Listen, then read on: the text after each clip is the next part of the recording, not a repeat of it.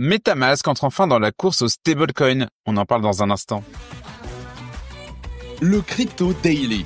Le podcast qui traite de l'actualité crypto, NFT et métaverse. Salut, c'est Thomas du Crypto Daily, j'espère que vous allez bien. Et c'est donc notre actualité principale aujourd'hui. On parlera aussi des récentes nouvelles sur l'euro numérique et de leur future introduction en bourse de Gemini. Mais avant tout ça, et comme d'habitude, le coin du marché. Here comes the money. Here we go. Le marché est dans le rouge en cette fin de semaine. Le Bitcoin baisse de 0,3% sur les dernières 24 heures pour un prix de 113 000 $. Ethereum gagne 1,1% pour un prix de 4 320 $. Le XRP chute de 1,3% et le BNB de 0,5%. Le Sol baisse de 1%. Le Tron augmente de 1% tandis que le Doge perd 0,4%. Et enfin l'ADA perd 2,3%. MetaMask lance son stablecoin. Tout le monde connaît MetaMask. Pendant longtemps, c'était le portefeuille crypto par défaut pour tout le monde. Aujourd'hui, le wallet développé par Consensus a officialisé ce qui avait fini par devenir une rumeur bruyante, le lancement de son propre stablecoin, le MUSD. Comme son nom l'indique, ce dernier sera adossé au cours du dollar américain et il sera émis par Bridge, une filiale du géant Stripe et basé sur l'infrastructure de M0, un protocole dédié au stablecoin et à la liquidité. Selon le communiqué, le MUSD de MetaMask sera dans un premier temps déployé sur la blockchain Ethereum, ainsi que sur Linea, un layer 2 lui-même développé par Consensus. Il est a priori prévu que le stablecoin MUSD joue un rôle central dans l'écosystème de Linea, notamment dans les secteurs du lending, des DEX et de la custody. À ce titre, il aura entre autres pour rôle d'attirer des liquidités afin d'accroître la TVL des protocoles présents. Mais alors qu'aura ce stablecoin de spécial au milieu de l'océan des stablecoins?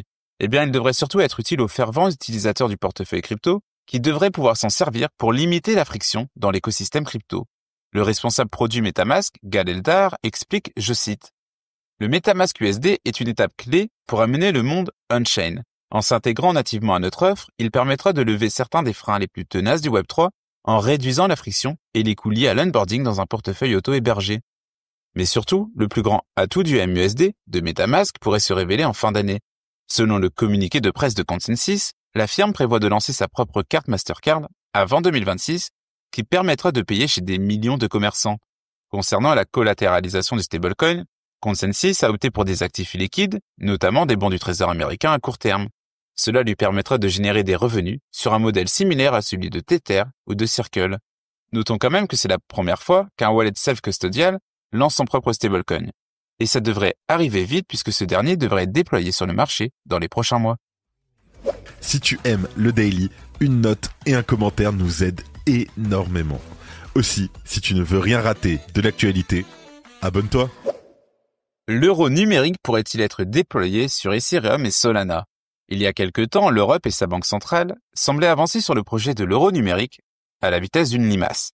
L'objectif était de créer une MNBC, un euro 2.0 pour contrer le déclin du cash. Mais tout semble s'accélérer ces dernières semaines.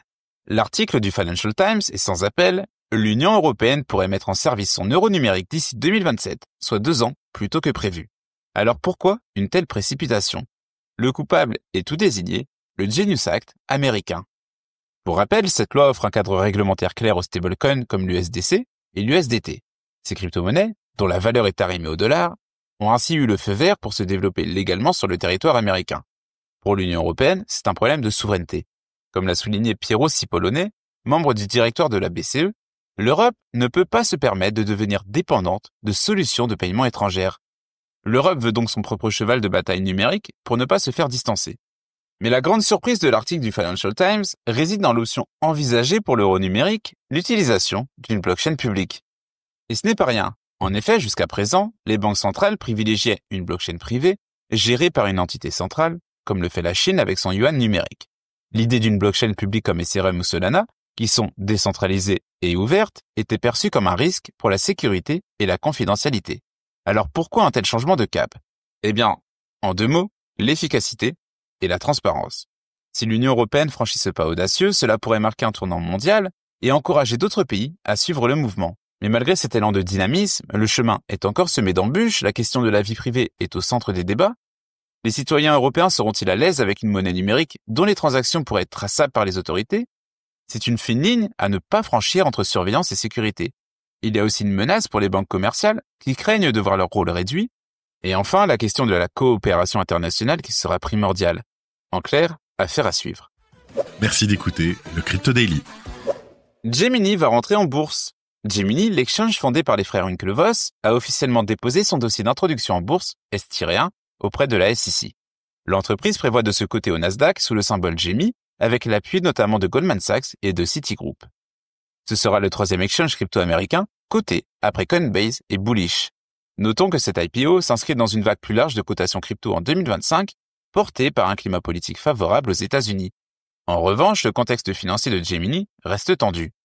En effet, l'entreprise affiche une perte nette de 282,5 millions de dollars au premier semestre de 2025, contre 158,6 millions en 2024.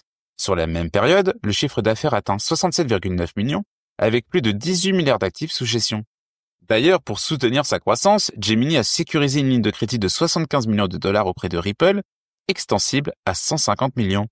La société prévoit aussi de transférer une partie de ses activités en Floride via sa structure Moonbase afin de bénéficier d'un environnement réglementaire plus souple qu'à New York. Le calendrier exact de l'IPO reste inconnu, mais tout laisse penser à une cotation rapide selon l'évolution du marché. En parallèle, la plateforme a obtenu sa licence MiCA auprès de l'autorité des services financiers de Malte. C'est une étape essentielle pour l'entreprise puisque ça va lui ouvrir les portes du marché de l'Union européenne. Ainsi, la plateforme va pouvoir proposer ses produits et ses services de trading auprès des clients de plus de 30 juridictions européennes. Il s'agit de la suite logique des choses puisque Gemini a progressivement renforcé sa base réglementaire dans la région. En mai, la société sécurisait une licence MiFID 22 pour offrir des produits dérivés. Puis, ça a été suivi par le lancement des actions tokenisées en Europe un mois plus tard.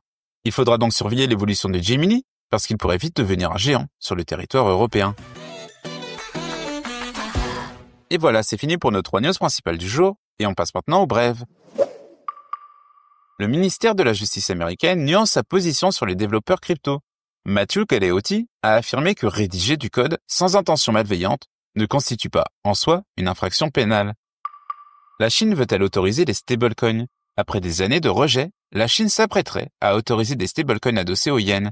L'objectif est simple, réduire la domination du dollar dans les paiements mondiaux et renforcer le rôle du yuan, dont la part a chuté à 2,88% en juin, loin derrière le billet vert. Kanye West lance le token Easy sur Solana. Le jeton Easy de Kanye West a brièvement atteint 3 milliards de dollars de capitalisation avant de retomber à 1 milliard. Mais 94% de l'offre serait contrôlée par des initiés. Pump.Fun détrône Let's Bonk. En 2 semaines, Pump.Fun est passé de 5% à 90% du marché des launchpads Memecoin. Les rachats massifs de tokens et le départ de développeurs clés chez son concurrent direct pourraient expliquer ce basculement éclair. Et on termine par la Corée du Sud qui suspend les prêts de crypto-monnaies. La FSC a ordonné aux exchanges locaux de suspendre leurs services de prêts crypto, jugés juridiquement flous et risqués pour les utilisateurs. Ils devront attendre l'adoption de nouvelles lignes directrices avant de relancer leur offre. Et voilà, c'est la fin de ce résumé de l'actualité du jour. Évidemment, pensez à vous abonner pour ne pas rater le suivant. Rendez-vous aussi sur Twitter et Instagram pour d'autres contenus d'actualité exclusifs. Je crois que j'ai tout dit, faites attention à vous. Et moi, je vous dis à très vite. C'était le Crypto Daily. Merci et à très vite.